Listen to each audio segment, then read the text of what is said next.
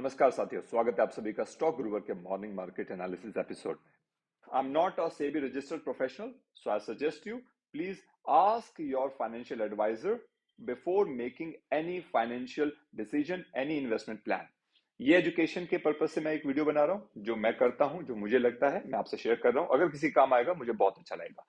इस एपिसोड में मैं शेयर करूंगा आज सुबह ग्लोबल मार्केट्स का मूड कैसा रहा, उनका हमारा बाजारों पर क्या असर पड़ने वाला है, गिफ्ट निफ्टी क्या इंडिकेट कर रहा है, गैप अप गैप डाउन, आज की हमारी मार्केट ओपनिंग को लेकर के निफ्टी और बैंक निफ्टी के वो लेवल्स जिनके हिसाब से मैं आज ट्रेडिंग करना चाहूंगा, और कल के वो इंपॉर्टेंट पॉइंट जिनके बेसिस पर मैं आज का अपना मार्केट मूव डिसाइड करूंगा।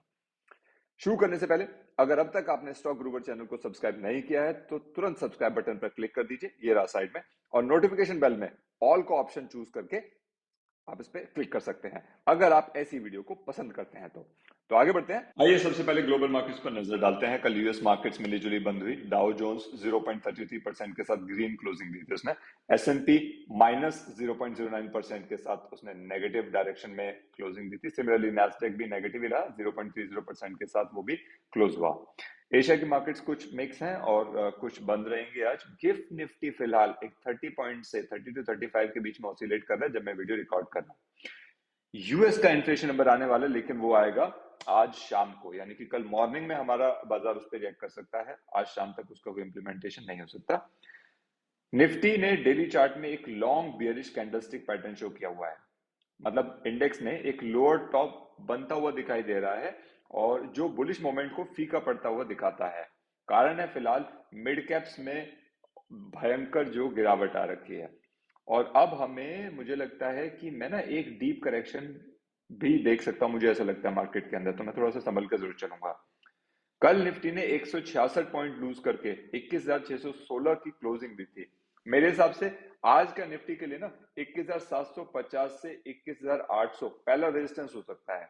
जब तक ये 21,750 को क्रॉस नहीं करेगा तब तक मैं ऊपर की डायरेक्शन में कोई ट्रेड नहीं लेने वाला। अगर निफ्टी 21,550 से नीचे थोड़ी देर टिकता है तो शायद मैं नीचे का ट्रेड लेना चाहूं, देखना होगा उस टाइम पे कैसा होगा। और 21,500 मुझे लग रहा है इसका इमीडिएट सपोर्ट होना चाहिए। अगर इसके नीचे निफ्टी गिरता है तो अगला सपोर्ट शायद 21,300 से 250 के बीच में भी देखने को मिल सकता है। और मुझे एक और चीज लगती है कि जब तक निफ्टी है ना 21,850 से ऊपर नहीं जाता और ऊपर क्लोजिंग नहीं देता, तब तक मार्केट में एक ऑब्जर्वेशन पैटर्न जो मुझे दिखता है कि राइज मतलब होते ही सेल ऑन राइज वाली एक जो स्ट्रेटजी होती है कि जैसे ही ये ऊपर जाएगा लोग इसको सेल करने की कोशिश करेंगे, वो प्रॉफिट बुक करना चाहेंगे, जो लोग फंसे हुए हैं वो लोग निकलना चाहेंगे, ऐसा मुझे लगता है। बैंक निफ्टी की बात करते हैं तो देखिए बैंक निफ्टी का चार्ट कल इवनिंग में हमने डिस्कस किया था। बैंक निफ्टी ने कल अच्छी खासी गिरावट दर्ज की है। देखिए 752 पॉइंट लूज करते हुए 44,882 की क्लोजिंग दी थी कल बैंक निफ्टी ने। और मुझे लगता है कि बैंक निफ्टी को अब 45,200 से ऊपर जाना ही पड़ेगा, उससे पहले मुझे ऊपर की डायरेक्शन में कोई ट्रेड नहीं लेना चाहिए, ऐसा मेरा मानना है। और नीचे की तरफ 44,000 एक इमीडिएट सपोर्ट होना चाहिए बैंक निफ्टी का। और देखिए इस सारी मूवमेंट की वजह से कल जो इंडिया विक्स है, जिसे फियर इंडेक्स बोलते हैं, कल बढ़कर के वो 16.06 हो गया है। कॉलर पुट ऑप्शन डेटा की बात करते हैं तो मैक्सिमम कॉल ओपन इंटरेस्ट अभी 22,000 पर ही दिख रहा है, और जो मैक्सिमम पुट ओपन इंटरेस्ट है वो 21,000 पे हो गया। 21,500 था कल, आज वो 21,000 दिख रहा है।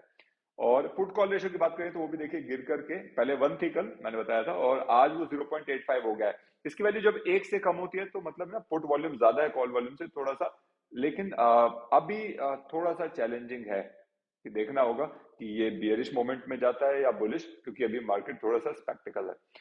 फ्राइडे को एफआईआई की बात करिए तो इन्होंने लगभग 126 करोड़ की नेट बाइंग करी है, और डोमेस्टिक इंस्टीट्यूशंस ने भी 1711 करोड़ की बाइंग करी है, मतलब इंस्टीट्यूशंस अभी भी खरीदी के मोड में ही थे वो लोग। तो आज मैं सपोर्ट रेजिस्टेंस के टारगेट्स को ध्यान में रखते हुए अपने स्टॉप लॉस और टारगेट को सेट करने वाला हूं, और मार्केट को अपने सेटअप पर आने का वेट करूंगा। मेरे हिसाब से बेस्ट स्ट्रेटजी होती है जब तक मेरे सेटअप पे नहीं आती, जो मैंने लेवल्स डिफाइन किए, तब तक मैं कोई ट्रेड नहीं लूंगा। आएगी फिर देख करके ऑब्जर्व करेंगे थोड़ी देर, and then will be taking the trade. आपका एनालिसिस क्या कहता है कमेंट में शेयर कीजिएगा। आई होप ये जो एनालिसिस मैंने किया है आपको पसंद आया होगा। अगर पसंद आए तो वीडियो को लाइक कीजिएगा। शाम तक के लिए नमस्कार।